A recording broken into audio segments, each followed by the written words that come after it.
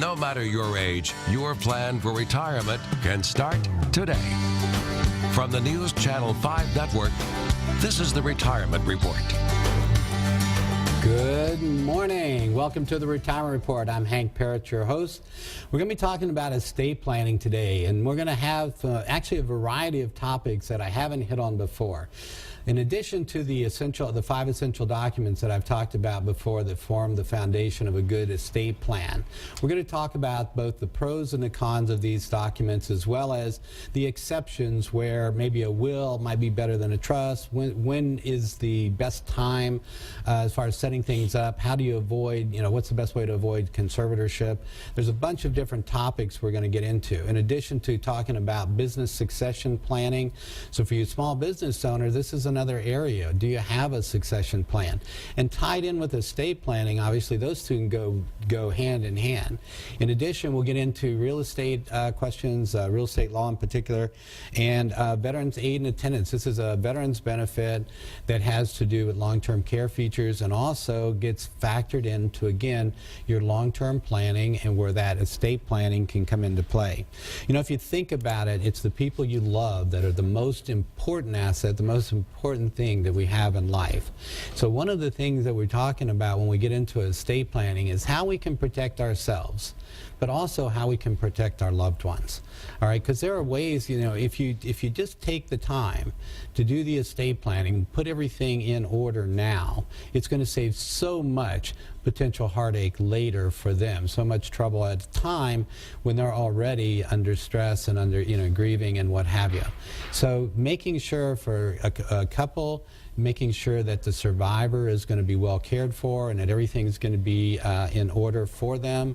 And when you're both gone, for your children, grandchildren, and the like, then also making sure that things are set up not only to protect them, okay, and their asset protection features are one of the key parts when it comes to estate planning as well, but also giving them the guidance they need as to what they need to do at this time. So when they may not be, their minds may not be as clear, you can give them the guidance that they so sorely need. So these are some of the topics we're going to talk about. And with me, I have my special guest today is Jack McCann. Jack is an attorney with McCann and Hubbard over in Brentwood, Tennessee. And Jack, among other things, besides estate planning, and I've worked with Jack with clients for some years now, veterans assistance. He's not board certified, but certified with the VA to help with veterans benefits. In addition, he specializes in business succession and real estate matters. So we're going to cover a lot for you today. Be ready. Keep your pens and paper handy. You're going to want to take notes, and we're going to show you. We're also going to offer up to you this morning, and this is one of the things for the first 10 callers today, we're going to offer up an estate planning analysis.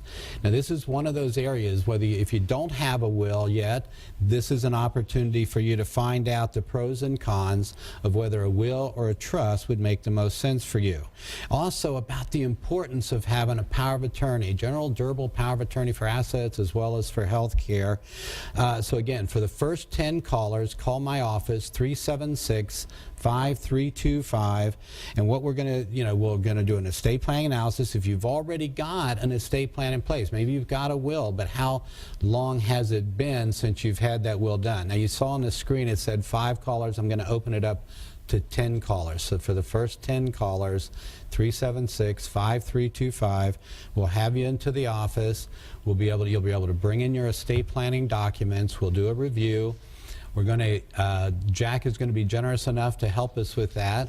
We can arrange a complimentary, okay? It won't cost you anything for the initial consultation to meet with myself and with Jack to go over your estate plan, help you see if there's anything that needs to be, if it's in good shape, we'll let you know that. If there's some issues that need to be addressed, we'll let you know that as well, or some ways that you can improve it. And as we go through the program, you'll see what some of those are.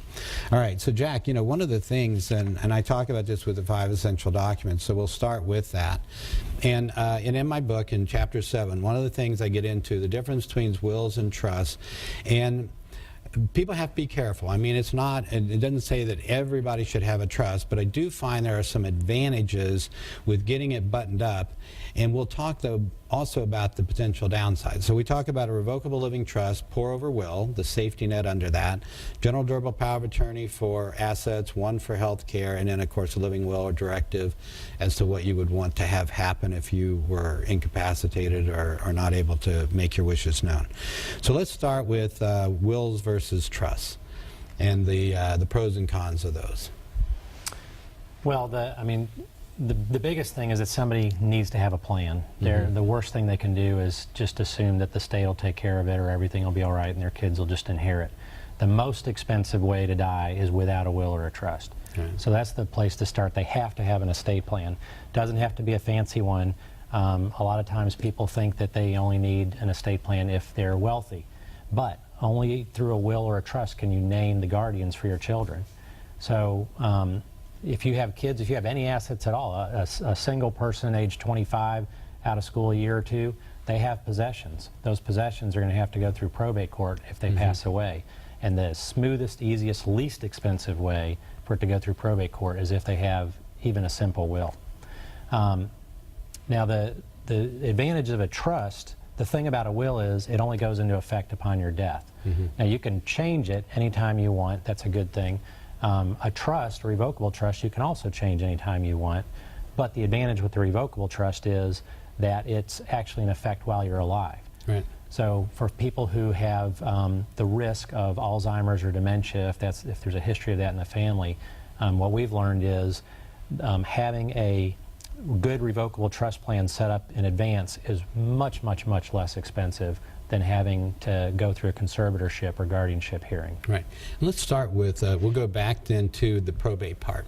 So let's talk about if you have a will or if you don't have a will, you're going to go through probate. So let's talk about the difference between having a will and not having a will, with regard to probate and what that probate process looks like for someone. So my wife passes away, we've got a will and leaves everything to me. I go see an attorney, right? And I say, here's usually the attorney that drafted the will in this situation. Usually, yeah. Here's we've got, my wife's passed away. What do I do? What's next? Well, I have a lot of meetings with people when someone's passed away, and there's always a lot of great concern. There's too many movies have been made about everything freezing and all the trouble that people have to go through to get access. It's really not that difficult.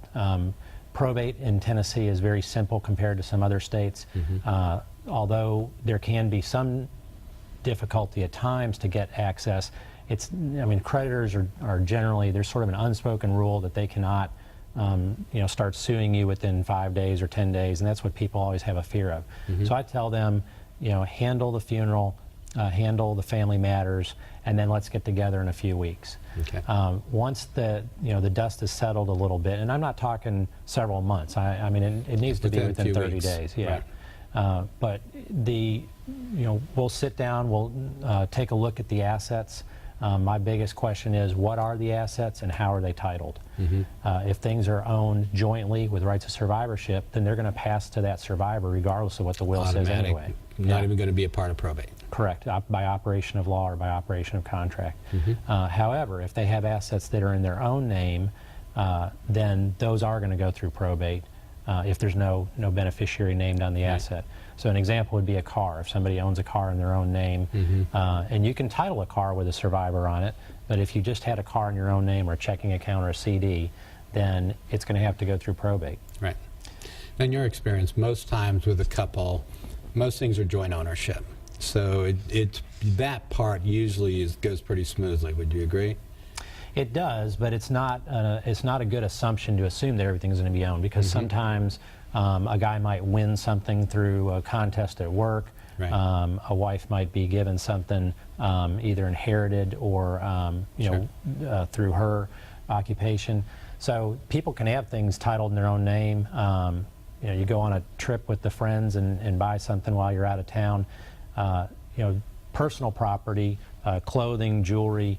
Obviously there's not a record title to that. But bank accounts, cars, in many states, any kind of motor vehicle, boat, motorcycle, they're going to have title to them, and Right. and that's going to dictate where it goes. And those are the things you kind of get into an odds and end mixture when a spouse dies. So it says most people own the home together. They have most of their bank accounts in the joint ownership. There could be exceptions, of course, but for the most part, those go pretty smoothly. It's then but when say the survivor now has passed, okay, so both mom and dad have passed away and the children are coming to you, that's when it gets a little more complicated. It can get very complicated. Unfortunately, a lot of people, again, they've listened to late night TV or watched movies or listened to their friends and gotten bad advice, and they'll panic and think that they have to have someone on an account to make things easier. The problem is, if you put someone on that account, it's going to bypass whatever the will says. So if you have a will that says everything goes to my 3 children equally, but you put everything in just one child's name as a helper, right, that one child has total control over that estate. And there's some other parts to this. This is one of the things. We're going to take a break, but when we come back, one of the areas, and as Jack just said, this is a very common thing we see where the parent will say, well, I've got so many kids, let me just put everything in the one kid's name. I know they'll do the right thing and do what I want them to do, which is to direct that out to the others. However, there's some other potential issues that could come in with that. Potentially tax issue if you're dealing with retirement accounts, for instance. So that could complicate it even further. So there are better ways that you can go about that and still accomplish your goal, and we're going to talk about those as soon as we return here on the Retirement Report.